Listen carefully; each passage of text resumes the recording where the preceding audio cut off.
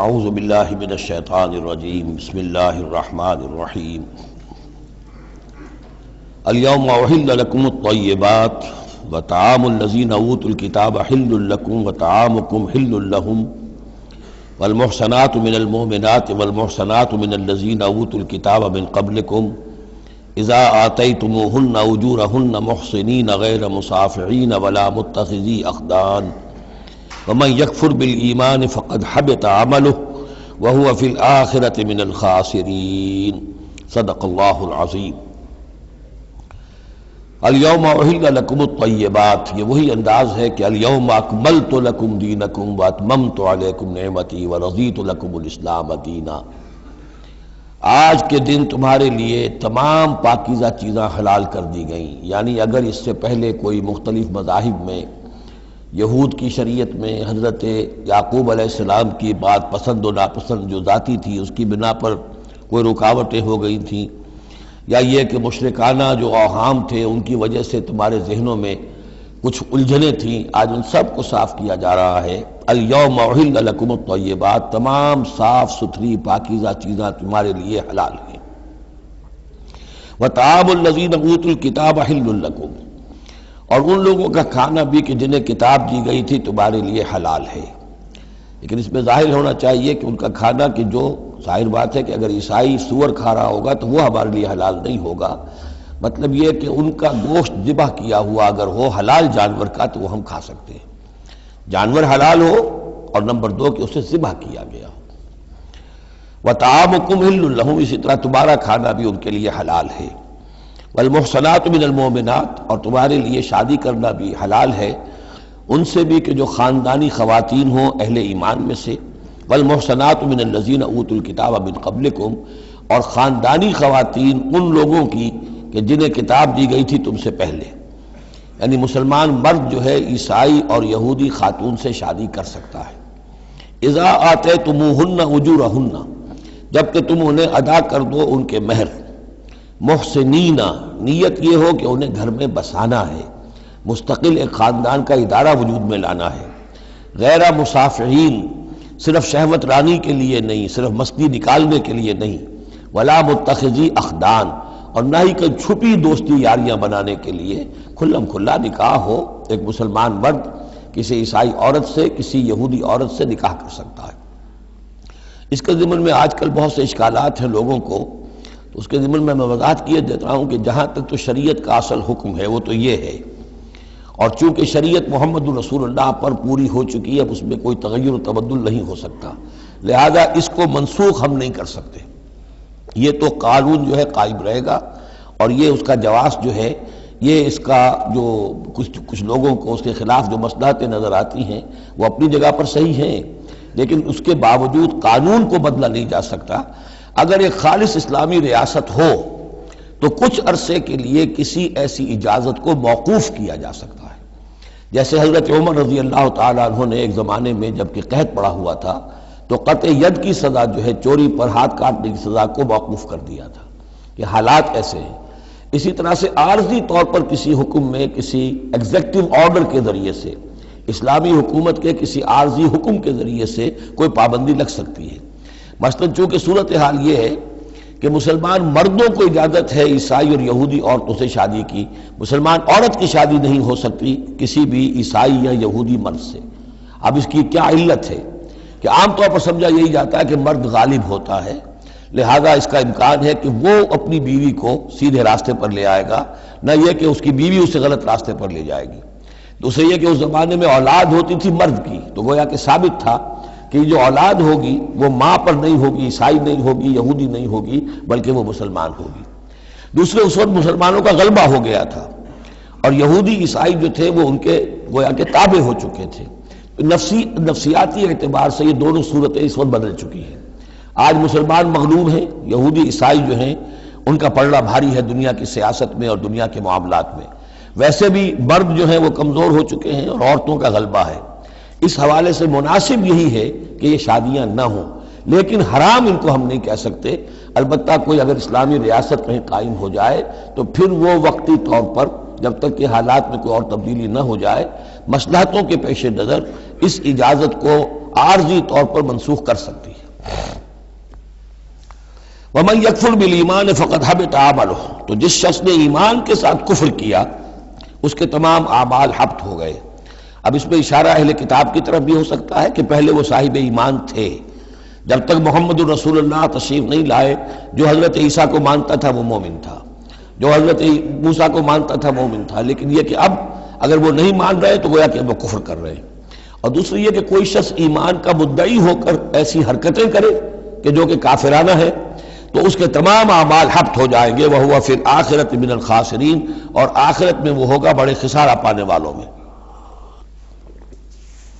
یا ایھا الذین آمنوا اذا قمتم الی الصلاۃ، اہل ایمان جب تم کھڑے ہو ارادہ کرو قصد کرو نماز کا، فاغسلوا وجوہکم وایدیکم الی المرافق، تو دھو لیا کرو اپنے چہرے بھی اور اپنے دونوں ہاتھ بھی کہنیوں تک، وامسحوا برؤوسکم، اور اپنے سروں پر مسح کر لیا کرو، وارجلکم، اور دھو لیا کرو اپنے پاؤں کو بھی الی الکعبین، ٹخنوں تک۔ یہ ارجلکم اور ارجلکم دونوں قرأتیں ہمارے ہاں بھی ہیں، مستند قرأتوں میں ہیں۔ اہل تشیع جو ہے ویسے اس کو مستقل ارجلکم پڑھتے ہیں، اور ان کے نزدیک یہ مسح کے ساتھ ہے، وامسحوا برؤوسکم وارجلکم، مسح کر لیا کرو اپنے سروں پر بھی اور پیروں پر بھی۔ لیکن یہ کہ ہمارے اہل سنت کے نزدیک یہ ارجلکم ہے، اور اس میں چونکہ الی الکعبین کا آ گیا اضافہ، اگر صرف مسح ہوتا تو اس میں کوئی حد بیان کرنے کی ضرورت نہیں تھی، لہذا الی الکعبین کے اضافے سے وہ بالکل اس کے مساوی ہو گیا ہے الی المرافق، جیسے ہاتھوں کو دھونا ہے کوہنیوں تک ایسے ہی پاؤں کو دھونا ہے ٹخنوں تک۔ وَإِن كُنتُمْ جُنُبًا فَاطَّهَّرُوا، اور اگر تم حالت جنابت میں ہو تو پھر تم اور زیادہ پاکی حاصل کرو، یعنی غسل کرو، پورے جسم کا غسل کرو۔ وَإِن كُنتُمْ مَرْضَىٰ أَوْ عَلَىٰ سَفَرٍ، اور اگر تم بیمار ہو یا سفر پر ہو، اور جاء أَحَدٌ مِّنكُم مِّنَ الْغَائِطِ، یا کوئی تم میں سے کسی نشیبی جگہ سے ہو کر آئے، عام طور پر قضاء حاجت کے لیے لوگ نشیبی جگہوں پر جاتے تھے، اور لامستم النساء، یا تم نے عورتوں سے مقاربت کی ہو، فلم تجدوا ماء، اور تم نہ پاؤ پانی، فتیمموا صعیدا طیبا، تو ارادہ کرو پاک مٹی کا، فامسحوا بوجوہکم وایدیکم منہ، تو اس سے اپنے چہروں اور ہاتھوں کو مل لو۔ ما یرید اللہ لیجعل علیکم من حرج، اللہ یہ نہیں چاہتا کہ تم پر کوئی تنگی کرے، پانی نہیں ہے تو مٹی سے، ولکن یرید لیطہرکم، لیکن یہ ضرور چاہتا ہے کہ وہ تمہیں پاک کرے، ولیتم نعمتہ علیکم، اور تم پر اپنی نعمت کا اتمام فرمائے، لعلکم تشکرون، تاکہ تم شکر کا حق ادا کر سکو۔ واذکروا نعمت اللہ علیکم ومیثاقہ الذی واثقکم بہ، اب دیکھیے ایک میثاق وہ تھا کہ جو بنی اسرائیل سے لیا گیا، اب یہ میثاق اہل ایمان سے ہو رہا ہے۔ یہ سورت شروع ہوئی ہے یا ایھا الذین آمنوا سے، اور یاد رکھنا اپنے اس میثاق کو، اپنی اس نعمت کو جو تم پر ہوئی ہے اللہ کی طرف سے، اور وہ میثاق جو اس نے تم سے باندھ لیا ہے، جس میں اس نے تمہیں باندھ لیا ہے، واثقکم بہ اذ قلتم سمعنا واطعنا، جب تم نے کہا سمعنا واطعنا۔ سورہ بقرہ کی آخری آیت کہاں ختم ہوئی تھی؟ سمعنا واطعنا، آخری سے پہلی غفرانک ربنا والیک المصیر۔ جو مسلمان بھی کہتا ہے سمعنا واطعنا، گویا کہ وہ ایک میثاق میں، ایک بہت گاہے معاہدے کے اندر اللہ کے ساتھ بندھ گیا، اب اسے اللہ کی شریعت کی پابندی کرنی ہے۔ واذکروا نعمت اللہ علیکم ومیثاقہ الذی واثقکم بہ اذ قلتم سمعنا واطعنا واتقوا اللہ، اللہ کا تقوی اختیار کرو، ان اللہ علیم بذات الصدور، یقیناً اللہ تعالیٰ جو سینوں کے اندر چیزیں پنہاں ہیں ان سے بھی واقف ہے۔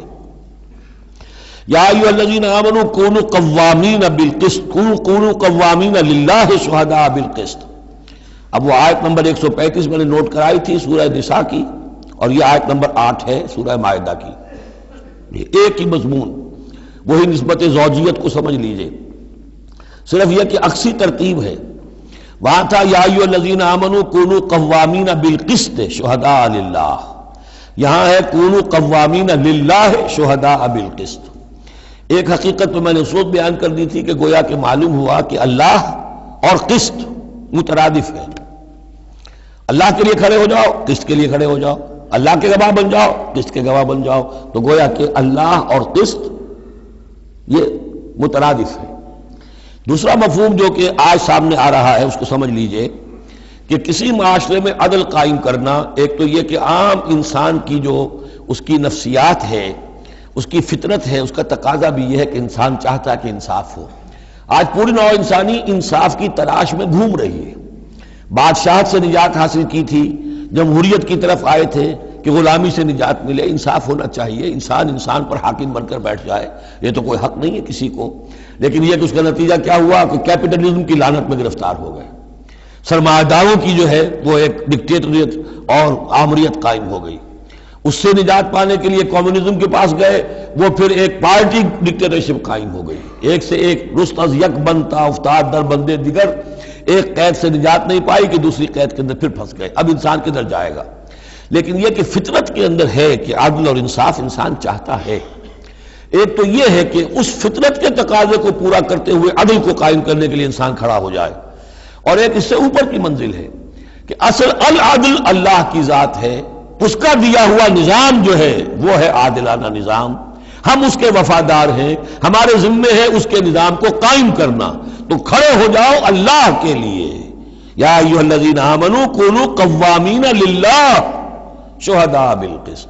یہاں پر یہ اوپر کی منزل ہے جو بیان ہو رہی ہے کہ اصل میں یہ صرف فطرت انسانی کے تقاضے کے طور پر نہیں، تمہاری عبدیت کا تقاضا ہے، تمہارا اللہ کے ساتھ وفاداری کا جو رشتہ ہے اس کا تقاضا ہے کہ پوری قوت کے ساتھ with all the emphasis at your command، جو بھی تمہارے پاس ذرائع ہیں، وسائل ہیں، ان سب کو لے کر، جو بھی آپ کے پاس قوت ہے اس سب کو جمع کر کے، اور آپ کھڑے ہو جائیں اللہ کے لیے۔ کھڑے ہو جائیں اللہ کے لیے چھ معنی دارن، اللہ کے لیے کھڑے ہونا یعنی اس کے دین کے گواہ بن کر کھڑے ہو جانا، اور اس کا دین جو ہے العدل ہے، انصاف ہے، قسط ہے، تو اس انصاف اور قسط کو قائم کرنا۔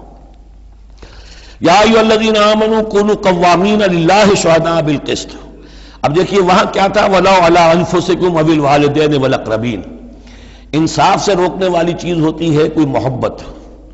اب میں اپنے خلاف کیسے فتویٰ دے دوں، اپنے والدین کے خلاف کیسے فیصلہ دے دوں، اپنے رشتہ داروں کے خلاف کیسے فیصلہ دے دوں؟ وہاں فرمایا اس کی کاٹ کر دی، وَلَوْ عَلَىٰ أَنفُسِكُمْ أَوِ الْوَالِدَيْنِ وَالْأَقْرَبِينَ۔ حق بات ہے، انصاف کی بات ہے، خواہ تمہارے خلاف جا رہی ہو، تمہارے والدین کے خلاف جا رہی ہو، تمہارے رشتہ داروں کے خلاف جا رہی ہو، حق کہنا ہے۔ دوسری چیز کیا ہوتی ہے، کسی کی دشمنی کی وجہ سے آپ حق نہیں کہتے، بات تو حق ہے اسی کی، لیکن یہ تو دشمن ہے، میں اس کے حق میں کیسے فتویٰ دوں؟ اس سے یہاں روک دیا گیا۔ تو یہ وہ ریسیپروکل نسبتیں ہیں قرآن مجید کی صورتوں کے اندر، ایک ہی مضمون ہے، اس کے اندر عکسی ترتیب اور ریسیپروکل ترتیب۔ وَلَا يَجْرِمَنَّكُمْ شَنَآنُ قَوْمٍ عَلَىٰ أَلَّا تَعْدِلُوا۔ دیکھو کسی قوم کی دشمنی تمہیں اس بات پر آمادہ نہ کر دے کہ تم عدل سے منحرف ہو جاؤ۔ اعدلوا، عدل سے کام لو، انصاف کرو۔ هو اقرب للتقوی، یہی بہتر ہے اور قریب تر ہے تقوی کے۔ واتقوا اللہ ان اللہ خبیر بما تعملون، اور اللہ کا تقوی اختیار کرو، اور جو کچھ تم کر رہے ہو اللہ اس سے باخبر ہے۔ اب اس میں ظاہر بات ہے بار بار میں نہیں کہہ سکتا، یہ جو بار بار آتا اللہ دیکھ رہا ہے، اللہ باخبر ہے، کیا مانی؟ ہر ایک کا حساب تم سے لے گا، ہر ایک کی جواب دہی تمہیں کرنی پڑے گی، تمہارا کوئی عمل، تمہارا کوئی قول اس کے علم سے خارج نہیں ہے، لہذا ہر وقت چوکس رہو، چوکنے رہو۔ وعد اللہ الذین آمنوا وعملوا الصالحات لہم مغفرۃ واجر عظیم۔ ہاں اللہ تعالیٰ کا وعدہ ہے ان لوگوں سے جو ایمان لائیں اور نیک عمل کریں کہ ان کے لیے مغفرت بھی ہے، اجر عظیم بھی ہے۔ والذین کفروا وکذبوا بآیاتنا اولئک اصحاب الجحیم، اور جو لوگ کہ انکار کریں اور جھٹلا دیں ہماری آیات کو، وہ ہیں جہنم والے، آگ والے۔ یا ایھا الذین آمنوا اذکروا نعمت اللہ علیکم اذ ہم قوم ان یبسطوا الیکم ایدیہم۔ اہل ایمان ذرا یاد کرو اس اللہ کے انعام کو جبکہ قوم نے ارادہ کیا تھا کہ تمہارے خلاف اقدام کریں، بڑھائیں اپنے ہاتھ تمہارے خلاف۔ یہ غزوہ احزاب کے بعد جو ہے وہ ایک جو بھی کوششیں ہوئیں، بہت سے لوگ ابھی پیچ و تاب کھا رہے تھے کفار میں سے کہ آپ پھر دوبارہ جائیں، لیکن ایسے حالات اللہ تعالیٰ نے پیدا کر دیے، ان کے دلوں پر ایسا رعب پڑ گیا تھا غزوہ احزاب کے بعد کہ پھر جرأت ہو نہیں سکی۔ اس کو اللہ تعالیٰ اپنے انعام کی حیثیت سے یہاں اس کا ذکر فرما رہے ہیں۔ اذ ہم قوم ان یبسطوا الیکم ایدیہم، جبکہ ایک قوم نے ارادہ تو کیا تھا کہ وہ اپنے ہاتھ پھیلائیں تمہاری طرف، بڑھائیں تمہاری اوپر زیادتی کرنے کے لیے، تم پر فوج کشی کے لیے۔ فکف ایدیہم عنکم، تو اللہ تعالیٰ نے ان کے ہاتھوں کو روک دیا تم سے۔ اور اس میں خاص اشارہ صلح حدیبیہ کی طرف ہے۔ صلح حدیبیہ کے وقت بھی بہت ہی پیچ و تاب کھا رہے تھے قریش، اور وہ ہر صورت کے اندر ان کے نوجوان جو تھے ان کا خون کھول رہا تھا، لیکن یہ کہ بالآخر یوں سمجھئے کہ سینٹی پریویلڈ، اور انہیں یہ سمجھ میں آ گیا کہ اس وقت ہم مسلمانوں کا مقابلہ نہیں کر سکیں گے، اور اللہ تعالیٰ نے گویا کہ ان کے ہاتھوں کو روک لیا۔ فَكَفَّ أَيْدِيَهُمْ عَنْكُمْ وَعَلَى اللَّهِ فَلْيَتَوَكَّلِ الْمُؤْمِنُونَ، اور اللہ تعالیٰ کو تو اہل ایمان ہی پر توکل کرنا چاہیے، اللہ تعالیٰ اہل ایمان کو تو اللہ ہی پر توکل کرنا چاہیے۔ وَلَقَدْ أَخَذَ اللَّهُ مِيثَاقَ بَنِي إِسْرَائِيلَ، اب یہ بنی اسرائیل کی تاریخ کے کچھ واقعات آ رہے ہیں۔ وَلَقَدْ أَخَذَ اللَّهُ مِيثَاقَ بَنِي إِسْرَائِيلَ، اور جس طرح اے مسلمانوں آج تم سے میثاق لیا گیا ہے اور تمہیں اللہ نے جکڑ لیا ہے، باندھ لیا ہے شریعت کے میثاق میں، اسی طرح اللہ تعالیٰ نے بنی اسرائیل کا میثاق بھی لیا تھا۔ وَبَعَثْنَا مِنْهُمُ اثْنَيْ عَشَرَ نَقِيبًا، اور ان میں ہم نے اٹھا دیے تھے، مقرر کر دیے تھے 12 نقیب، 12 قبیلے تھے، ہر قبیلے میں حضرت موسیٰ علیہ السلام نے ایک نقیب مقرر کیا۔ یہی ہم نے اپنے اسرے کے ناظم کے لیے نقیب کا لفظ یہیں سے اختیار کیا ہے۔ حضور نے بھی 12 نقیب مقرر کیے تھے انصار میں، 9 جو ہیں خزرج میں سے اور 3 اوس میں سے۔ وقال اللہ انی معکم، اور اللہ نے فرمایا تھا ان سے میں تمہارے ساتھ ہوں، یعنی میری مدد، میری تائید، نصرت تمہارے شامل حال رہے گی۔ لئن اقمتم الصلاۃ وآتیتم الزکاۃ، اگر تم نے نماز کو قائم رکھا اور زکوٰۃ ادا کرتے رہے، وآمنتم برسلی، اور میرے رسولوں پر تم ایمان لاتے رہے، آئیں گے پے بپے آئیں گے۔ حضرت موسیٰ کے بعد سے لے کر تو 1400 برس تک تار ٹوٹا ہی نہیں، پھر ذرا سا وقفہ 600 برس کا ہوا، پھر حضور تشریف لائے۔ آمنتم برسلی وعزرتموہم، اور ان کی تم مدد کرتے رہو گے، واقرضتم اللہ قرضا حسنا، اور اگر تم اللہ کو قرض حسنا دیتے رہو گے، اپنے مال خرچ کرتے رہو گے اللہ کے دین کے لیے، لأکفرن عنکم سیئاتکم، تو میں لازماً دور کر دوں گا تم سے تمہاری برائیوں کو، ولأدخلنکم جنات تجری من تحتها الانہار، اور میں لازماً داخل کروں گا تمہیں ان باغات میں جن کے دامن میں ندیاں بہتی ہوں گی۔ فمن کفر بعد ذلک، تو جس نے بھی کفر کیا اس کے بعد، منکم تم میں سے، فقد ضل سواء السبیل، تو وہ تو سیدھے راستے سے بہت بھٹک کر رہ گیا۔ فبما نقضهم ميثاقهم لعناهم، بس ان کے اپنے اسی عہد کو توڑنے کے باعث ہم نے ان پر لعنت فرمائی۔ یہ لعناهم جو میں نے وہاں پر محذوف قرار دیا تھا، یہاں پر وہ واضح آ گیا۔ فبما نقضهم ميثاقهم لعناهم، ہم نے ان کے اسی میثاق کو توڑنے کے پاداش میں ان پر لعنت فرمائی۔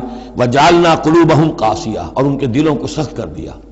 ثم قست قلوبكم فهي كالحجارة أو أشد قسوة يحرفون الكلم عن مواضعه، وہ کلام کو اس کے اصل مقام سے ہٹاتے ہیں۔ ونسوا حظا مما ذکروا به، اور وہ جو کچھ کہ ان کو دیا گیا تھا نصیحت کے طور پر، ہدایت کے طور پر، اس کے اکثر حصے کو بھول گئے یا اس سے فائدہ اٹھانا انہوں نے چھوڑ دیا۔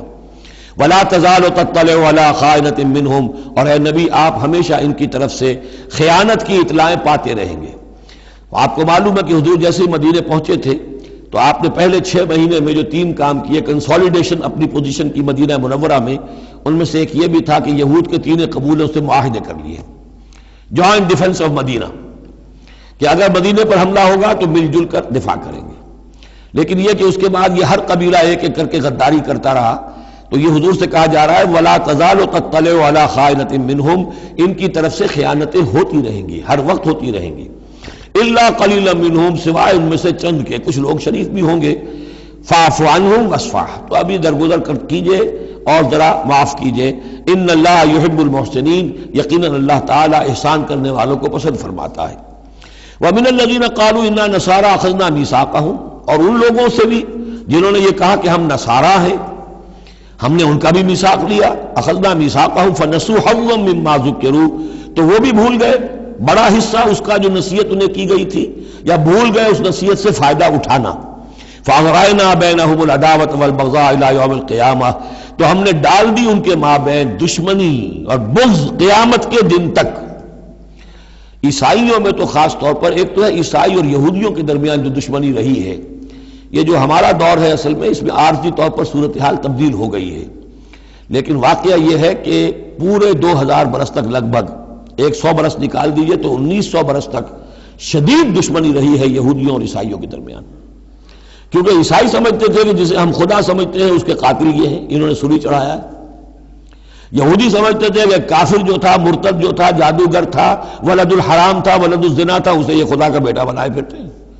اب یہ اس قدر یعنی کنٹراسٹ ہے اتنی ایک دوسرے کے خلاف کہ ان کے اندر کوئی پوائنٹ آف میٹنگ ہے ہی نہیں، شدید دشمنی رہی۔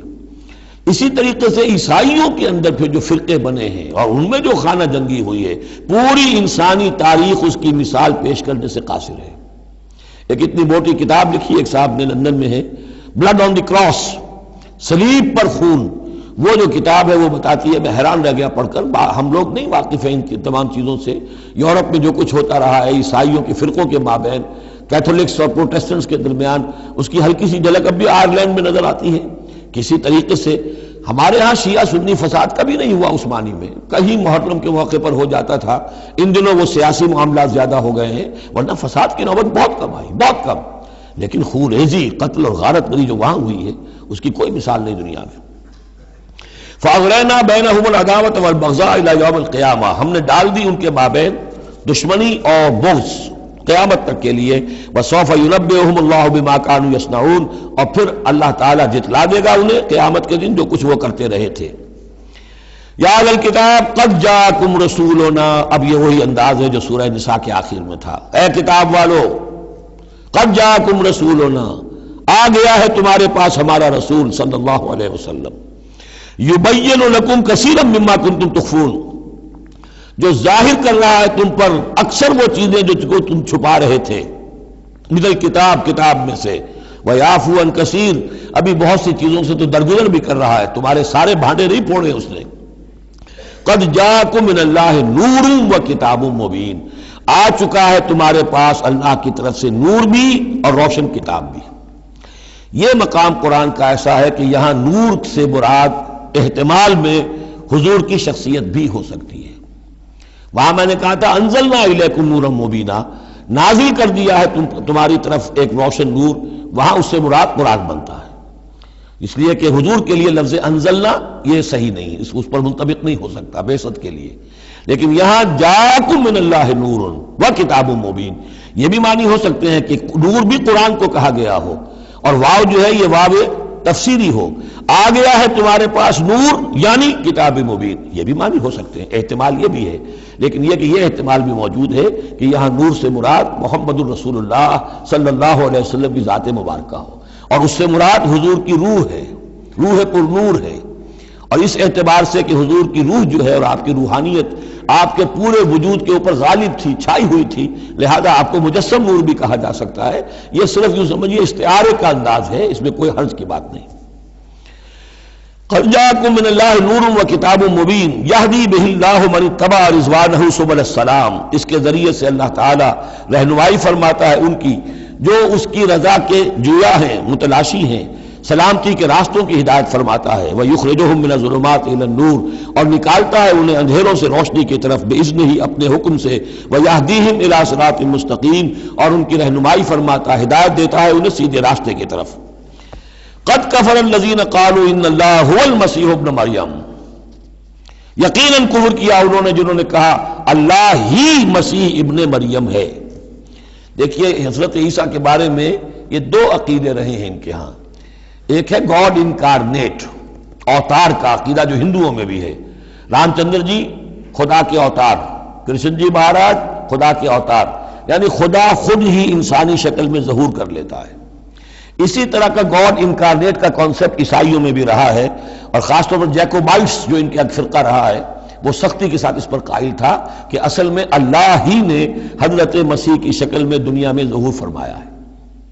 جیسے ہمارے ہاں بھی بعض جو ہیں غلو میں آ کر محبت اور عقیدت اور عظمت محمد الرسول اللہ صلی اللہ علیہ وسلم کی اس میں ایک حد سے تجاوز کرتے ہوئے کہہ دیتے ہیں کہ وہی جو مستوی عرش تھا خدا ہو کر اتر پڑا وہ مدینے میں مصطفیٰ ہو کر، یہ گویا کہ وہی اوتار کا عقیدہ ہے جو ہم نے دوسروں سے سیکھ لیا ہے۔ اسی طریقے کی بات یہ ہے ان کے ہاں لقد کفر الذین قالوا ان اللہ هو المسیح ابن مریم، ان لوگوں نے بھی کفر کیا جنہوں نے کہا کہ اللہ ہی ہے، مسیح ابن مریم جو ہے حقیقت میں اللہ ہی ہے جو اس شکل میں ظاہر ہوا ہے۔ قل فمن یملک من اللہ شیئا، تو ان سے پوچھئے کہ کون ہے جسے اختیار ہو اللہ کے مقابلے میں کچھ بھی، ان اراد ان یہلک المسیح ابن مریم، اگر وہ ہلاک کرنا چاہے مسیح ابن مریم کو، وامہ اور اس کی ماں کو بھی، مریم کو بھی، ومن فی الارض جمیعا، اور جو بھی زمین میں ہے ان سب کو ہلاک کرنا چاہے تو کون اس کا ہاتھ روک لے گا؟ وَلِلَّهِ مُلْكُ السَّمَاوَاتِ وَالْأَرْضِ وَمَا بَيْنَهُمَا، اور اللہ ہی کے لیے ہے بادشاہی آسمانوں کی اور زمین کی اور جو بھی کچھ ان دونوں کے مابین ہے۔ یخلق ما یشاء، وہ تخلیق فرماتا ہے جو چاہتا ہے، واللہ علی کل شیء قدیر، اللہ ہر چیز پر قادر ہے، جو چیز چاہتا ہے تخلیق فرماتا ہے۔ آدم کو تخلیق فرمایا، عیسیٰ کو تخلیق فرمایا، یحییٰ کو تخلیق فرمایا۔ اعجاز کے اور معجزہ ہونے کی مختلف شکلیں ہیں۔ وقالت الیہود والنصارى نحن ابناء اللہ واحباؤہ، اور یہ یہودی اور نصرانی کہتے ہیں ہم تو اللہ کے بیٹے ہیں، یعنی بیٹوں کے مانند لاڈلے، واحباؤہ اس کے بڑے چہیتے ہیں، پیارے ہیں۔ قل فلم يعذبكم بذنوبكم، تو ان سے کہیے کہ پھر وہ تمہیں عذاب کیوں دیتا رہا ہے تمہارے گناہوں کی پاداش میں؟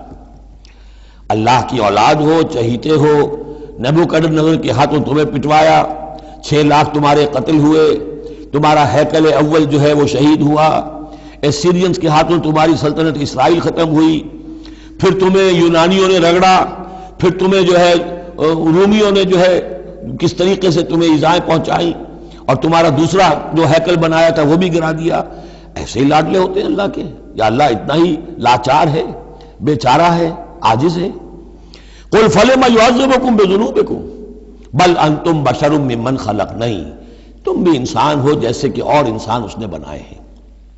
یغفر لمن یشاء، وہ جس کی چاہتا ہے بخشش فرماتا ہے، ویعذب من یشاء، جس کو چاہتا ہے سزا دیتا ہے۔ وللہ ملک السماوات والارض، آسمان اور زمین کی کل بادشاہی اللہ ہی کے لیے ہے، وما بینہما، اور جو کچھ ان دونوں کے مابین ہے ان کی بھی، وإلیہ المصیر، اور اسی کی طرف لوٹ جانا ہے۔ یا اہل الکتاب قد جاءکم رسولنا یبین لکم علی فترۃ من الرسل، پھر وہی بات لیکن یہاں ایک نئے نکتے کے ساتھ آئی ہے۔ اہل کتاب تمہارے پاس آ چکا ہے ہمارا رسول صلی اللہ علیہ وسلم، یبین لکم، جو تمہارے لیے واضح کر رہا ہے، بیان کر رہا ہے، علی فترۃ من الرسل، رسالت کے ایک انقطاع کے بعد۔ حضرت عیسیٰ اور حضور صلی اللہ علیہ وسلم کے مابین 600 برس ایسے گزرے ہیں کہ دنیا میں کوئی نبی کوئی رسول نہیں رہا۔ یہ فترت ہے، فترت ہے، وقفہ ہے عارضی، اور پھر حضور کی بعثت، اور پھر فترت دائمی، اب رسالت کا دروازہ ختم۔ 600 برس کے لیے عارضی بند، پھر حضور کی تشریف آوری، اور اب تا قیام قیامت دروازہ بند۔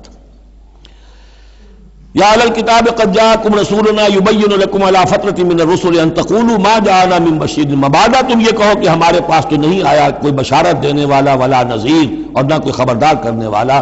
فقد جاءکم بشیر ونذیر، تو سن لو آ گیا ہے تمہارے پاس خبردار کرنے والا اور بشارت دینے والے۔ رسلا مبشرین ومنذرین لئلا یکون للناس علی اللہ حجۃ بعد الرسل وکان اللہ عزیزا حکیما۔ سورہ نساء کی وہ آیت اب آپ کے ذہن میں رہنی چاہیے، بنیادی آیت۔ واللہ علی کل شیء قدیر، اور اللہ ہر چیز پر قادر ہے۔ اب حضرت موسیٰ علیہ السلام کا وہ واقعہ آ رہا ہے کہ جب کہ مصر سے اپنی قوم کو لے کر نکلے، صحرائے سینا میں رہے، کوہ طور پر بلائے گئے، تورات دے دی گئی، اب اس کے بعد انہیں حکم ہوا کہ فلسطین میں داخل ہو جاؤ، اور وہاں جو مشرک اور کافر قومیں آباد تھیں، فلسطی کہلاتے تھے، ان کو تم ان کے ساتھ جنگ کرو، انہیں وہاں سے نکالو، اور یہ تمہارے لیے ارض مقدس اللہ کی طرف سے موعود ہے، اس لیے کہ تمہارے ابراہیم، تمہارے جد امجد تھے وہ یہی تھے، یہی حضرت اسحاق تھے، یہیں سے پھر حضرت یعقوب کے زمانے میں حضرت یوسف علیہ السلام جب مصر چلے گئے تھے تو یہاں سے تمہاری منتقلی مصر ہوئی تھی، اب جو اپنا اصل گھر ہے جاؤ اسے حاصل کرو۔ لیکن جب جنگ کا موقع آیا پوری قوم نے کورا جواب دے دیا کہ ہم جنگ کرنے کے لیے تیار نہیں۔ اس پر حضرت موسیٰ علیہ السلام کے مزاج میں جو تلخی پیدا ہوئی اور طبیعت کے اندر یوں سمجھیے بیزاری کی شدت پیدا ہوئی، وہ آپ دیکھیے گا کہ ہم یہ سمجھتے ہیں کہ رسول جو ہے وہ اپنی امت کے حق میں شفقت ہی شفقت ہوتا ہے، شفقت بھی ہے، جیسے اللہ کا معاملہ رؤوف بھی ہے، ودود بھی ہے، لیکن عزیز ذو انتقام بھی ہے، انتقام لینے والا بھی ہے، یہ دونوں شانیں ہیں۔ رسول کا معاملہ بھی یہی ہے، شفیق بھی ہے لیکن غیور بھی ہے، دین کی غیرت اس میں ہے، آپ سے بڑھ کر اللہ کے دین کی غیرت اس میں ہے، تو آخر ظاہر بات ہے کہ آپ کے طرز عمل سے بیزاری بھی ہوگی۔ پھر ان دونوں چیزوں کو سامنے رکھیے۔ اور یہ بات ذرا میں عرض کر دوں، تھوڑی سا نکتہ ہے سمجھنے کا، کہ چونکہ اس قوم کو اب تک بہت سا تجربہ ہوا تھا معجزوں کا، پیاس لگی، ہم سورہ بقرہ میں پڑھ آئے ہیں، ایک بھی چٹان پر 12 چشمے پھوٹ گئے، کوئی محنت تو کرنی نہیں پڑی۔ بھوک لگی، من و سلوہ نازل ہو گیا۔ دھوپ لگی، سائبان جو ہے وہ ابر کا سائبان ساتھ ساتھ چل رہا ہے۔ سمندر راستے میں آیا، پھٹا، اس نے راستہ دے دیا۔ تو اس سے یہ بھی کہا جا سکتا ہے کہ اس لاڈ پیار کی وجہ سے بگڑ گئے تھے، اور یہی حکمت ہے کہ حضور کی پوری زندگی میں آپ کو اس طرح کا کوئی معجزہ نظر نہیں آتا۔ مسلمانوں، جو کرنا ہے اپنی جان دے کر، ایثار سے، قربانی سے، محنت سے، مشقت سے، بھوک جھیل کر، فاقے برداشت کر کے کرو۔ یہ بہت اہم نکتہ ہے، سمجھ لیجیے۔ یہ عادی ہو گئے تھے۔ وَإِذْ قَالَ مُوسَىٰ لِقَوْمِهِ يَا قَوْمِ اذْكُرُوا نِعْمَتَ اللَّهِ عَلَيْكُمْ إِذْ جَعَلَ فِيكُمْ أَنْبِيَاءَ وَجَعَلَكُمْ مُلُوكًا، اور یاد کرو جب کہ موسیٰ نے کہا اپنی قوم سے، میری قوم کے لوگوں، اور تورات سے معلوم ہوتا ہے، بک آف ایکسوڈس جو ہے 6 لاکھ کی نفری تھی ان کی جب یہ نکلے ہیں مصر سے۔ اب ان میں بوڑھے بھی، بچے بھی اور عورتیں بھی، ان کو نکال دیجئے تو کم سے کم 1 لاکھ تو ہوں گے کہ جو ایسے لوگ ہوں کہ جو جنگ کی صلاحیت رکھتے ہوں، اور نیچے جائیے برسبیل تنزل تو 50,000 تو ہوں گے، لیکن ان کا حال کیا ہوا وہ دیکھ لیجئے۔ یا قوم اذکروا نعمت اللہ علیکم، میری قوم کے لوگوں، اللہ کے اس انعام کا احساس کرو جو تم پر ہوا ہے۔ اذ جعل فیکم انبیاء، جبکہ تمہارے اندر اس نے نبی اٹھائے، یعنی خود میں نبی ہوں، میرے بھائی ہارون نبی ہیں، حضرت موسیٰ نبی تھے، حضرت یوسف نبی تھے جو آئے تھے۔ وجعلکم ملوکا، اور تمہیں بادشاہ بنایا ہے۔ بادشاہ بنایا ہے تو ظاہر بات ہے اس وقت تک اگرچہ ان کی بادشاہت تو قائم نہیں ہوئی تھی، ہو سکتا ہے یہ پیشین گوئی ہو کہ جو بتائی جا رہی ہو کہ آئندہ تمہیں اللہ تعالیٰ زمین کی سلطنت بھی اور خلافت بھی دینے والا ہے، جیسے کہ حضرت داؤد اور حضرت سلیمان کے زمانے میں ہوئی۔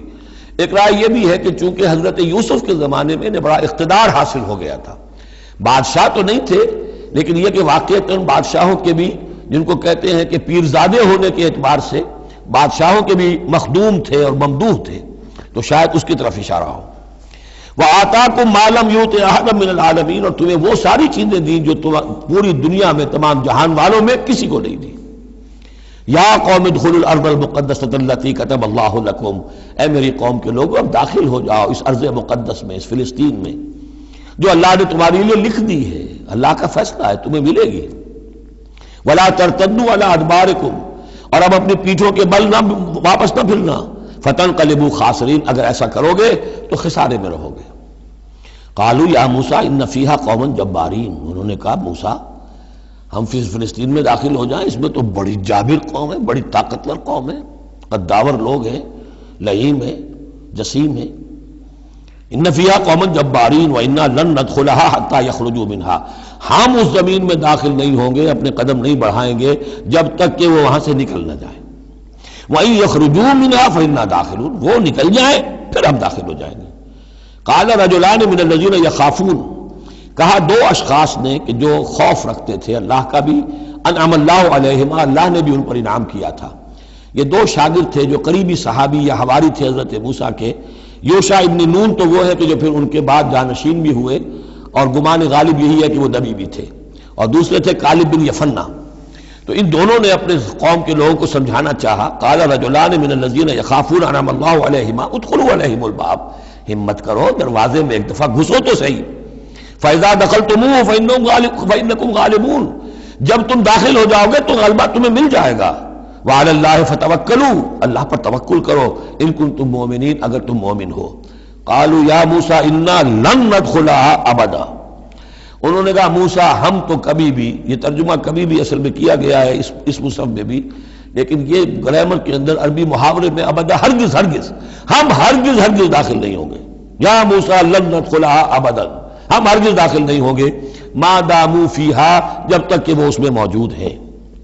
فاذهب انت وربک، جاؤ تم اور تمہارا رب، اور یہ میری طرف سے اضافہ کر لیجئے، ساتھ اپنی لٹھیاں بھی لے جاؤ، یہ تمہارا عصا جو ہے اس نے بڑے بڑے کارنامے دکھائے ہیں، یہ بھی ساتھ لے جاؤ۔ فَذْهَبْ أَنْتَ وَرَبُّكَ فَقَاتِلَا، اور جا کے قتال کرو، إِنَّا هَاهُنَا قَاعِدُونَ، ہم تو یہاں بیٹھے ہیں، زمین جنبت نہ جنبت گم رہو محمد، ہم تو یہاں ٹکے ہوئے، ہم نہیں ہلیں گے۔ قال رب، اب دیکھیے بیزاری، وہی حضرت موسیٰ سورہ قصص میں آپ واقعہ پڑھیں گے کہ ایک قبطی جو تھا وہ مار رہا تھا ایک اسرائیلی کو، تو اس کی طرف سے پھر مدافعت کرتے ہوئے حضرت موسیٰ نے ایک مکہ رسید کیا اور اس قبطی کی جان نکال دی. فوقذہ موسیٰ فقضى علیہ. اس وقت اتنی محبت اپنی قوم سے، اور اب کیا حال ہے؟ قال رب انی لا املک الا نفسی واخی. انہوں نے عرض کیا پروردگار مجھے تو اختیار نہیں ہے سوائے اپنی جان کے اور اپنے بھائی ہارون کی جان کے. ففرق بیننا، باقی یہ پوری قوم انکار کر رہی ہے تو اب تفریق کر دے، علیحدہ کر دے، جدائی ڈال دے ہمارے مابین، وبین القوم الفاسقین، اور ان ناہنجار لوگوں کے درمیان. میں اب ان کے ساتھ رہنا نہیں چاہتا. آج کی اصطلاح میں ہم کہہ سکتے ہیں میرا استعفیٰ قبول فرما لے، کہ میں اب ان کے ساتھ نہیں رہنا چاہتا. ان کی ناہنجاری، جو کچھ انہوں نے دیکھا ہے، میرے ہاتھوں سے جو معجزے دیکھے ہیں، میرے اور ان کے درمیان اب تفرقہ پیدا کر دے.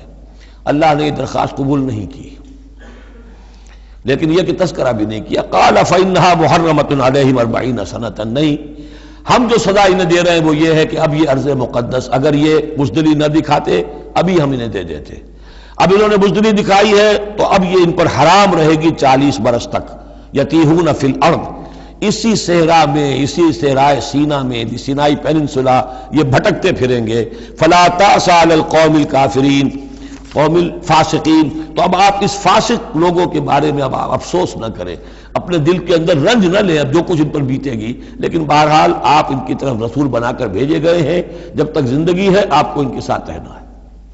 یہاں ذرا یاد کر لیجئے کہ جو حضرت موسیٰ نے کہا انی لا املک الا نفسی واخی، حضور سے کیا کہا گیا تھا سورہ نساء میں؟ فقاتل فی سبیل اللہ لا تکلف الا نفسک وحرض المؤمنین. اے نبی آپ اللہ کی راہ میں قتال کیجئے، آپ پر ذمہ داری نہیں ہے سوائے اس کے کہ آپ کی اپنی جان ہے، اور آپ اہل ایمان کی جتنی تحریض، ترغیب، تشویق، جتنے ان کے ایمان کے جذبات کو اپیل کرنا ممکن ہے کیجئے بس. وَاتْلُ عَلَيْهِمْ نَبَأَ ابْنَيْ آدَمَ بِالْحَقِّ. اب یہ معاملہ ہو رہا ہے قتل ناحق کے سلسلے میں، ملک میں فساد مچانے کے سلسلے میں، چوری ڈاکے کے سلسلے میں، کیا ان کی اہمیت ہے، کیا اس کے پھر سزائیں ہیں.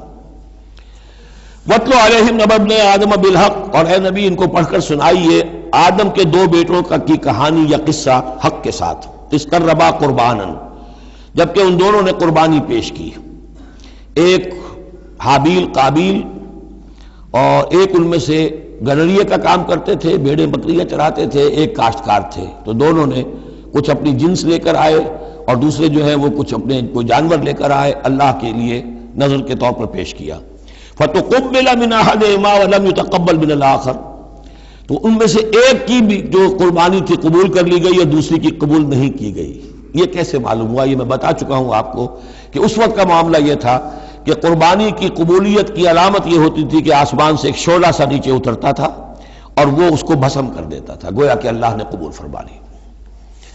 قَالَ لَأَقْتُلَنَّكَ. اب جس کی یہ قبول نہیں ہوئی تھی اس نے کہا اپنے بھائی سے جس کی قبول ہو گئی تھی، حسد کی آگ میں جل کر میں تمہیں قتل کر دوں گا. قَالَ إِنَّمَا يَتَقَبَّلُ اللَّهُ مِنَ الْمُتَّقِينَ. انہوں نے کہا بھائی جان اس میں میرا کیا قصور ہے، یہ تو اللہ تعالیٰ کا قاعدہ ہے، قانون ہے، وہ صرف متقیوں ہی سے قبول کرتا ہے. لئن بسطت الی یدک لتقتلنی، اگر آپ اپنا ہاتھ بڑھائیں گے مجھ پر، چلائیں گے مجھے قتل کرنے کے لیے، ما انا بباسط یدی الیک لیقتلک، تو بھی میں اپنا ہاتھ نہیں چلاؤں گا، نہیں بڑھاؤں گا کہ آپ کو قتل کروں، یعنی یہ ایک طرفہ قتل ہوگا آپ کا. انی اخاف اللہ رب العالمین، مجھے تو اللہ کا خوف ہے جو تمام جہانوں کا پروردگار ہے. انی ارید ان تبوء باسمی و اسمک، اور پھر میں چاہتا ہوں کہ اگر آپ مجھے قتل کر ہی دیں، اس انتہا تک پہنچ ہی جائیں، تو آپ اپنے گناہ کا بھی بوجھ اپنے سر لیں، میرے گناہ کا بھی بوجھ لیں. جو ناحق مقتول ہے اس کے تو گویا کہ تمام گناہ اس قاتل نے اپنے سر پر لے لیے، تو میرے تو گھاٹے کا سودا نہیں ہے. What do I stand to lose؟ آخر میری کوئی خطائیں ہیں، میری کوئی غلطیاں ہیں، کوئی گناہ میں نے کیے ہوں گے، اگر آپ ناحق مجھے قتل کریں گے تو میرے ان تمام گناہوں کا وبال آپ کے سر آ جائے گا، تو میرے تو کوئی نقصان والی بات نہیں. انی ارید ان تبوء باسمی و اسمک فتکون من اصحاب النار، اور یہ ہوگی سخت ترین سزا میری طرف سے آپ کو کہ پھر آپ ہو جائیں گے جہنمی. وذالک جزاء الظالمین، اور یہی بدلہ ہے ظالموں کا. فطوعت لہ نفسہ قتل اخیہ، اب اس کے نفس نے آمادہ کر ہی لیا اسے اپنے بھائی کے قتل پر. یعنی ان الفاظ میں بٹوین دی لائنز یوں سمجھیے کہ ہے اس کے اندر بھی وہ تو رہتا ہے نا حق اور باطل کی ایک کشاکش، اور نیکی اور بدی کا غلبہ، قتل کروں یا نہ کروں. آخر بھائی کی باتیں بھی آئی ہیں، وہ دل نشین ہے، لیکن یہ کہ نفس جو ہے اس وقت اس کے اندر جو بھی شیطنت گھسی ہوئی تھی، اس نفس نے اسے آمادہ کر ہی لیا اپنے بھائی کو قتل کرنے پر. فقتلہ، تو اس نے انہیں قتل کر دیا. فاصبح من الخاسرین، ہو گیا تباہ ہو جانے والوں میں. فبعث اللہ غرابا یبحث فی الارض، یہ پہلا خون ہے جو نسل آدم میں ہوا ہے. تو اللہ تعالیٰ نے کوے کو بھیجا، وہ زمین کو کریج رہا تھا. اب اسے قابل کو یہ سمجھ میں نہیں آ رہا تھا کہ میں کیا کروں، ابھی لاش جو ہے بھائی کی اس کو کیسے ڈسپوز آف کروں. تو اللہ تعالیٰ نے ایک کوے کو بھیج دیا. وہ زمین میں جیسے آپ کو معلوم ہے چونچے مارتا ہے، اس میں سے کچھ دانے نکالتا ہے. وہ دیکھا یبحث فی الارض لیریہ، تاکہ اللہ اسے دکھا دے کیف یواری سوءۃ اخی، کہ اپنے بھائی کی لاش کو کیسے چھپائے. قال یا ویلتى عجزت ان اکون مثل هذا الغراب، اس نے کہا ہائے میری شامت، میرے اندر اس کوے جیسی بھی عقل نہ تھی، نہ ہوا میں اس کوے جیسا بھی کہ مجھے یہ بات خود سوچ جاتی. فواری سوءۃ اخی، اور میں اپنے بھائی کی لاش کو چھپا دیتا. فاصبح من النادمین من اجل ذلک، اس چیز پر اس کے اندر بڑی شدید ندامت پیدا ہو گئی. کتبنا علی بنی اسرائیل، اجل ذلک دونوں طرف لگتا ہے، من اجل ذلک کتبنا علی بنی اسرائیل، اور ہم نے اسی بنا پر بنی اسرائیل پر یہ بات لکھ دی تھی. قتل ناحق ہم نے تورات میں لکھ دیا تھا کہ یہ اتنی بری شے ہے کسی ایک انسان کا قتل کرنا بھی. کتبنا علی بنی اسرائیل انہ من قتل نفسا بغیر نفس و فساد فی الارض، اگر کسی نے کسی انسان کو قتل کیا بغیر کسی قتل کے قصاص میں، بغیر نفس، ہاں کسی نے قتل کیا، قتل کے جواب میں قتل کیا جائے تو یہ قتل ناحق نہیں ہے، یہ تو پھر قصاص کا قتل ہے. اور فساد فی الارض، یا کوئی شخص زمین میں فساد مچا رہا ہے اس میں اس کو قتل کیا جائے، یعنی کوئی قصوروار ہے، مجرم ہے، اس کو سزا دینے میں قتل کیا جائے تو بات اور ہے. کسی بے قصور انسان کو اگر قتل کر دیا گیا فکانما قتل الناس جميعا، تو یہ ایسے ہے جیسے کہ اس نے تمام انسانوں کو قتل کر دیا، پوری نوع انسانی کو. کیوں کہ تمدن کی جڑ کٹ گئی. احترام جان، احترام مال، یہ بنیاد ہے تمدن کی.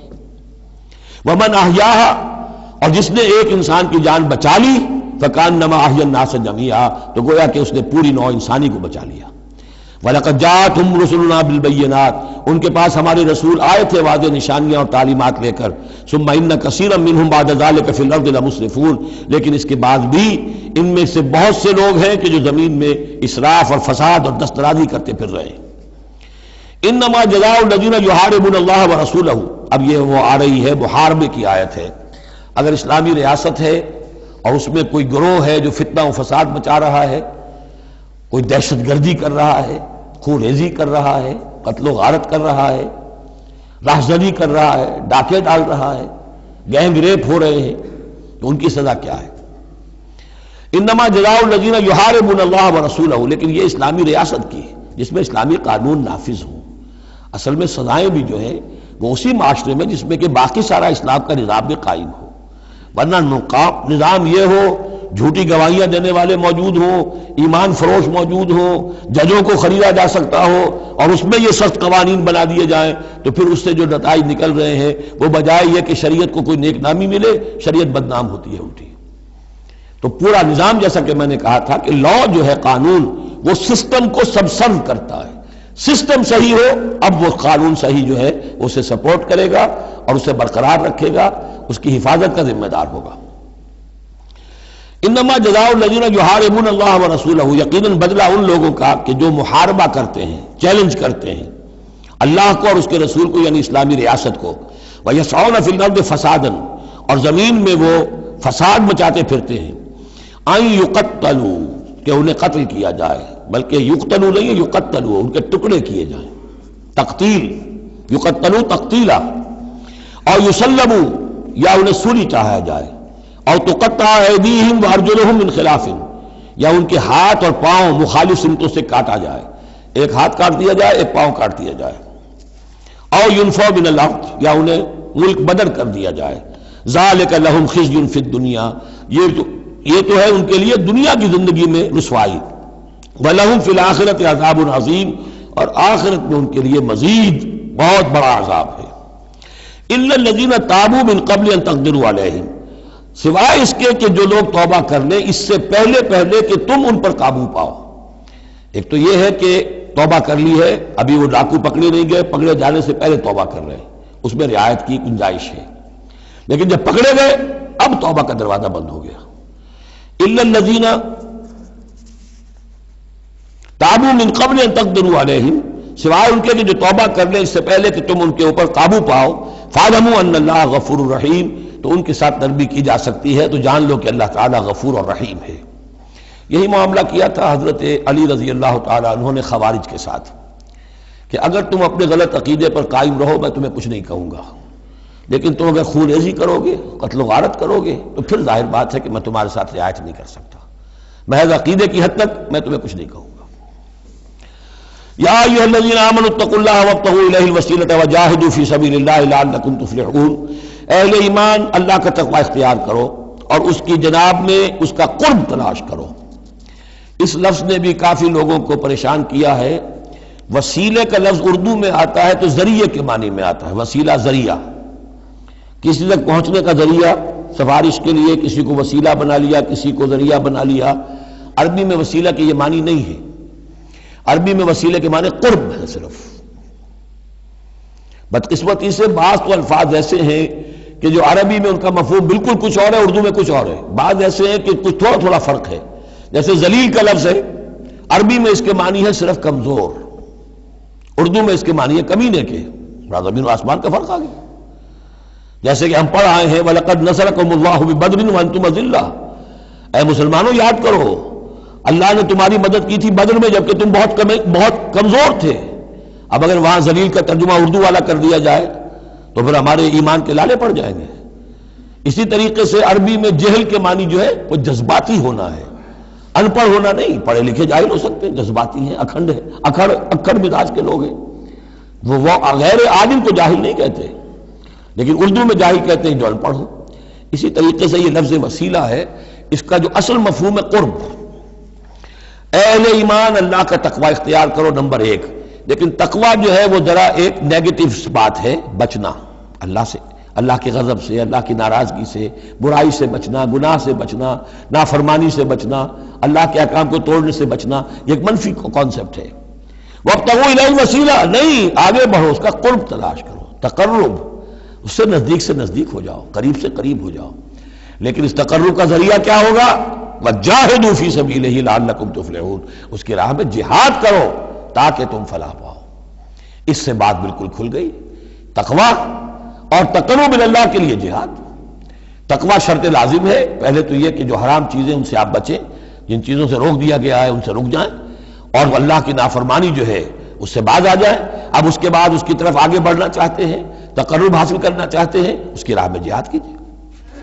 ان الذین کفروا لو ان لهم ما فی الارض جمیعا ومثلہ معہ، یقیناً وہ لوگ جنہوں نے کفر کیا اگر ان کے پاس ہوتی وہ ساری دولت کی جو زمین میں ہے کل کی کل اور اتنی ہی اور بھی ہوتی، لیفتدوا بہ من عذاب یوم القیامہ، کہ وہ اس کے ذریعے سے فدیہ دے کر چھوٹ سکے قیامت کے دن کے عذاب سے، ما تقبل منہم، وہ ان سے ہرگز قبول نہیں کی جائے گی۔ یہ بھی تعلیق بالمحال ہے، نہ ایسا ہوگا نہ ممکن ہے، لیکن یہ کہ آخری درجے میں اس کو بیان کر دینا کہ اگر اتنی دولت بھی ہو تب بھی اللہ کیا وہ فدیہ جو ہے قبول نہیں ہوگا۔ وَلَهُمْ عَذَابٌ أَلِيمٌ، اور ان کے لیے تو دردناک عذاب ہے۔ يُرِيدُونَ أَن يَخْرُجُوا مِنَ النَّارِ وَمَا هُمْ بِخَارِجِينَ مِنْهَا، وہ چاہیں گے کہ آگ سے کس طرح نکلیں لیکن نکل نہیں پائیں گے۔ وَلَهُمْ عَذَابٌ مُقِيمٌ، اور ان کے لیے ہوگا قائم رہنے والا عذاب، مسلسل دائم اور قائم۔ وَالسَّارِقُ وَالسَّارِقَةُ فَاقْطَعُوا أَيْدِيَهُمَا، اور چوری خواہ مرد کرے خواہ چوری کرنے والی عورت ہو، ان دونوں کا ہاتھ کاٹ دو، ایک ایک ہاتھ، ایدیہما، ان کے ایک ایک ہاتھ کاٹ دو۔ جزاء بما کسبا، یہ بدلہ ہے ان کے کرتوت کا، نکالا من اللہ، اور یہ عبرتناک سزا ہے اللہ کی طرف سے۔ اب دیکھیے یہاں میں مثال دیتا ہوں آپ کو اہل قرآن کی حکمت اور ان کی سمجھداری کی۔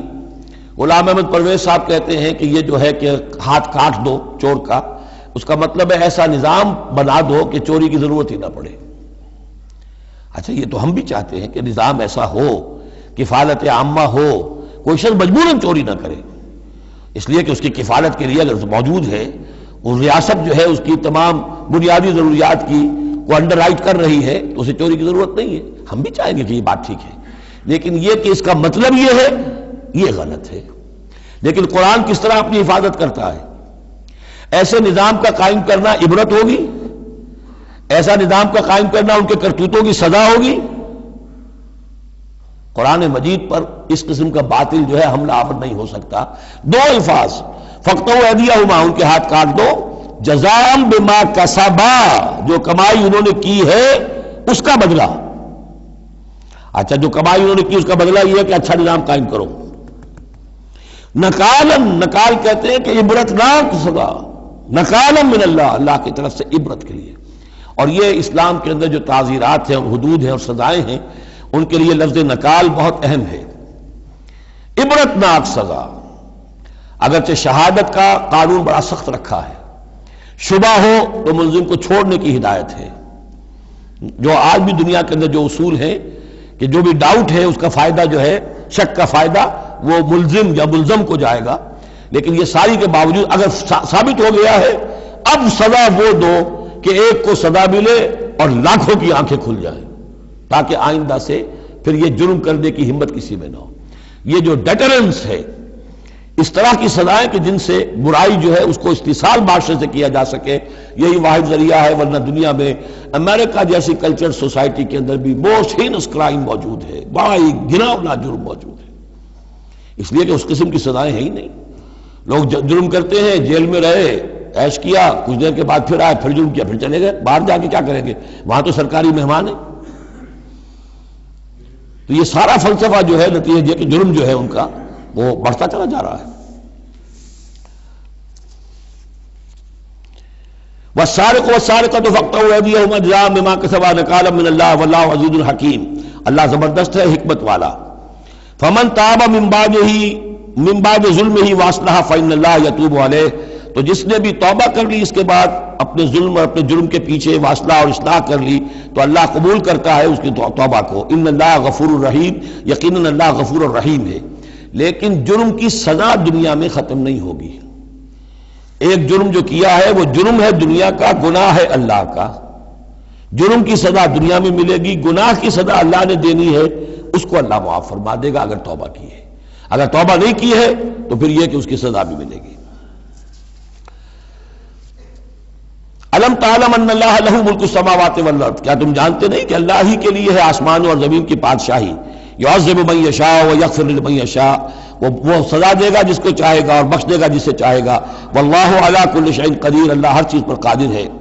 یا ایھا الرسول لا يحزنک الذین یسارعون فی الکفر من الذین قالوا آمنا بافواہہم ولم تؤمن قلوبہم۔ یہ پھر ذکر آ رہا ہے، لیکن یہاں بھی گڑبڑ ہے معاملہ سورہ بقرہ کی طرح۔ منافقین پر بھی انطباق ہوگا اس کا، اور اہل کتاب کے بھی وہ لوگ جو ان کے طرف کے منافق تھے، جن کا میلان اسلام کی طرف بھی تھا، چاہتے بھی تھے کہ مسلمانوں میں شامل رہے، لیکن وہ اپنے ساتھیوں کو بھی چھوڑنے کو تیار نہیں تھے۔ تو یہ جو بیچ بیچ میں مذبذبین بین ذالک تھے، یہ دونوں طرف کے لوگ تھے۔ یا ایھا الرسول لا يحزنک الذین یسارعون فی الکفر، اے رسول صلی اللہ علیہ وسلم، نہ غمگین ہو آپ ان لوگوں کی سرگرمیوں سے، بھاگ دوڑ سے، کہ جو کفر کے ضمن میں بڑی سرگرمی دکھا رہے ہیں۔ من الذین قالوا آمنا بافواہہم، ان لوگوں میں سے جو اپنے منہ سے تو کہتے ہیں کہ ہم ایمان رکھتے ہیں، ولم تؤمن قلوبہم، اور ان کے دل ایمان نہیں لائے ہیں۔ ومن الذین ہادوا، اور اسی طرح کے لوگ یہودیوں میں سے ہیں۔ سماعون للکذب، یہ بڑے ہی غور سے سنتے ہیں، توجہ سے سنتے ہیں جھوٹ کو۔ سماعون لقوم آخرین، اور یہ سنتے ہیں کچھ اور لوگوں کے لیے، یعنی ایک تو یہ ہے کہ ان کی جھوٹی باتیں بڑی توجہ سے سنیں گے، شیاطین جو ہیں ان کے، وَإِذَا خَلَوْا إِلَىٰ شَيَاطِينِهِمْ قَالُوا إِنَّا مَعَكُمْ إِنَّمَا نَحْنُ مُسْتَهْزِئُونَ۔ پھر یہ کہ ان کی طرف سے جاسوس بن کر آئیں گے مسلمانوں کے ہاں، کہ یہاں بڑی توجہ سے بات سنتے ہیں تاکہ جا کے رپورٹ کر سکیں، آج محمد نے یہ کہا، آج فلاں معاملہ ہوا صلی اللہ علیہ وسلم۔ تو سماعون لقوم آخرین، اس کے دونوں ترجمے ہو سکتے ہیں کہ وہ دوسری قوم کی باتوں کو بڑی توجہ سے سنتے ہیں، یا سنتے ہیں دوسری قوم کے لوگوں کے لیے، انہیں رپورٹ کرنے کے لیے، ان کے اسپائس کی حیثیت سے آ کر۔ لم یاتوک، جو آپ کے پاس نہیں آتے، یعنی ان کے جو گرو گھنٹال ہیں، ان کے جو لیڈر ہیں، ان کے جو شیاطین ہیں، وہ آپ کے پاس نہیں آتے۔ یہ جو بین بین کے لوگ ہیں در حقیقت وہ آتے ہیں جن کے ذریعے سے یہ سارا معاملہ جو ہے جاسوسی کا چل رہا ہے۔ یحرفون الکلم من بعد مواضعہ، وہ کلام کو پھیر دیتے ہیں اس کی جگہ کے اور موقع اور محل کے معین ہو جانے کے بعد. یقولون ان اوتیتم ھذا فخذوہ، وہ کہتے ہیں اگر تمہیں یہ شے مل جائے تو لے لینا. کوئی مقدمہ ہے، وہ لا رہے ہیں حضور کے پاس، پہلے سے طے کر رکھا ہے، اگر تو فیصلہ یہ ہوگا محمد کا ہم قبول کر لیں گا، اگر یہ فیصلہ نہیں کریں گے ہم فیصلہ رد کر دیں گے. اور اسی سے یہ بات سمجھ لیجئے کہ اصل میں فتح مکہ تک جس معنی میں ہم لفظ بولتے ہیں ریاست، اسلامی ریاست، پورے طور پر ایک ہمہ گیر ریاست پورے طور پر مدینے میں فتح مکہ کے بعد قائم ہوئی ہے، پہلے قائم نہیں ہوئی. ورنہ کسی ریاست میں دو جوڈیشل سسٹمز نہیں ہو سکتے، سوائے جو پاکستان میں ابھی ہوا ہے، 2 چیف جسٹس بھی ہو گئے ہمارے ہاں چند دن کے لیے، لیکن یہ کہ یہ انہونی بات تھی جو ہوئی ہے. لیکن یہ کہ ہوتا نہیں دنیا میں، ایک ریاست ایک عدالتی نظام. یہ لوگ جب چاہتے تھے حضور کے پاس آ جاتے تھے، جب چاہتے تھے کسی اور یہودیوں کی عدالت میں لے جاتے تھے. تو پیرلل نظام وہاں چل رہے تھے. ہمہ گیر ریاست وحدت کی حیثیت سے، ایک آرگینک ہول کی حیثیت سے یہ فتح مکہ کے بعد قائم ہوئی ہے. یقولون ان اوتیتم ھذا فخذوہ، کہتے ہیں کہ اگر یہ فیصلہ ملے تو تم لے لینا، قبول کر لینا. وَإِن لَّمْ تُؤْتَوْا فَاحْذَرُوا، اور اگر یہ شہادت تمہیں ملے، نہ فیصلہ ملے، یہ ڈگری نہ تمہارے حق میں جاری کی جائے تو پھر بچ جانا، کترا جانا. وَمَن يُرِدِ اللَّهُ فِتْنَتَهُ فَلَن تَمْلِكَ لَهُ مِنَ اللَّهِ شَيْئًا، اور جس کو اللہ تعالیٰ ہی نے فتنے میں مبتلا کرنے کا فیصلہ کر لیا ہو تو تم اس کے لیے اللہ تعالیٰ کے مقابلے میں کوئی مددگار نہ پاؤ گے، کوئی شے نہیں ملے گی. اولئک الذین لم یرد اللہ ان یطہر قلوبہم، یہ وہ لوگ ہیں کہ جن کے دلوں کو پاک کرنا اللہ نے چاہا ہی نہیں. لم یرد اللہ ان یطہر قلوبہم لہم فی الدنیا خزی، ان کے لیے دنیا میں بھی رسوائی ہے. ولہم فی الآخرۃ عذاب عظیم، اور آخرت میں ان کے لیے دردناک اور بہت بڑا عذاب ہے. سماعون للکذب، یہ خوب سنتے ہیں اچھی طرح اور چٹخارے لے لے کر سنتے ہیں جھوٹ کو. اکالون للسحت، خوب کھانے والے ہیں پیٹ بھر بھر کر حرام کے. فإن جاؤوک، پھر اگر یہ آپ کے پاس آئیں، فحکم بینہم، آپ چاہیں تو ان کا مقدمہ لیں اور فیصلہ کریں. او اعرض عنہم، آپ چاہیں تو ان کا مقدمہ لینے سے انکار کر دیجیے، کیونکہ نیتیں ان کی نیک نہیں ہیں. وہ آپ کا فیصلہ لینے نہیں آئے، طے کیے بیٹھے ہوئے پہلے سے کہ اگر فیصلہ یہ ہوگا تو قبول کر لیں گے ورنہ ہم لوٹ کے آ جائیں گے. تو ایسے لوگوں پر اپنا وقت ضائع کرنا جو ہے اس کو کوئی ضرورت نہیں ہے. لیکن یہ کہ اندیشہ یہ ہو سکتا تھا کہ یہ جا کے پروپیگنڈا کریں گے، دیکھو ہم تو گئے تھے محمد کے پاس مقدمہ لے کر، یہ کیسے نبی ہے رسول ہے، یہ مقدمے کا فیصلہ کرنے کو تیار نہیں. تو یہ جو اندیشہ ہو سکتا تھا اس کی پھر آگے اللہ تعالیٰ کی طرف سے حضور کو اطمینان دلایا جا رہا کہ آپ پرواہ نہ کریں اس اندیشے کی. فَإِن جَاءُوكَ فَاحْكُم بَيْنَهُمْ أَوْ أَعْرِضْ عَنْهُمْ، اگر وہ آئیں آپ کے پاس اپنا مقدمہ لے کر تو چاہے تو آپ فیصلہ کریں اور چاہے اعراض کریں. وَإِن تُعْرِضْ عَنْهُمْ، اگر آپ ان سے اعراض کریں گے، ان کا مقدمہ جو ہے فیصلہ کرنے سے انکار کر دیں گے، فَلَن يَضُرُّوكَ شَيْئًا، وہ آپ کو کوئی ضرر نہیں پہنچا سکیں گے. ان کے مخالفانہ پروپیگنڈے سے قطعاً کوئی آپ کو ہراساں ہونے کی ضرورت نہیں ہے. وَإِنْ حَكَمْتَ، اور اگر آپ فیصلہ کریں، فَحْكُم بَيْنَهُمْ بِالْقِسْطِ، تو بہرحال آپ کو فیصلہ کرنا ہے عدل اور قسط کے ساتھ، انصاف کے ساتھ. ان اللہ یحب المقسطین، یقیناً اللہ تعالیٰ جو ہے وہ انصاف کرنے والوں کو پسند کرتا ہے، ان سے محبت کرتا ہے. وَكَيْفَ يُحَكِّمُونَكَ، اور اے نبی یہ کیسے آپ کو حکم بناتے ہیں، یہود کی طرف اشارہ ہے. وَعِندَهُمُ التَّوْرَاۃ، ان کے پاس تورات موجود ہے، نیت ہو تو اسی کے فیصلے کو لے کر چلیں. فِيهَا حُكْمُ اللَّهِ، اس میں اللہ کا حکم موجود ہے. ثُمَّ يَتَوَلَّوْنَ مِن بَعْدِ ذَلِكَ، پھر بھی وہ اس کے بعد بھی اس سے روگردانی کرتے ہیں. وَمَا أُولَٰئِكَ بِالْمُؤْمِنِينَ، اور حقیقت میں یہ لوگ مومن نہیں ہیں، ایمان سے خالی ہیں، ایمان سے تہی دست ہیں، ان کا اصل روگ یہ ہے. بارک اللہ لی ولکم فی القرآن العظیم ونفعنی وإیاکم بالآیات والذکر الحکیم.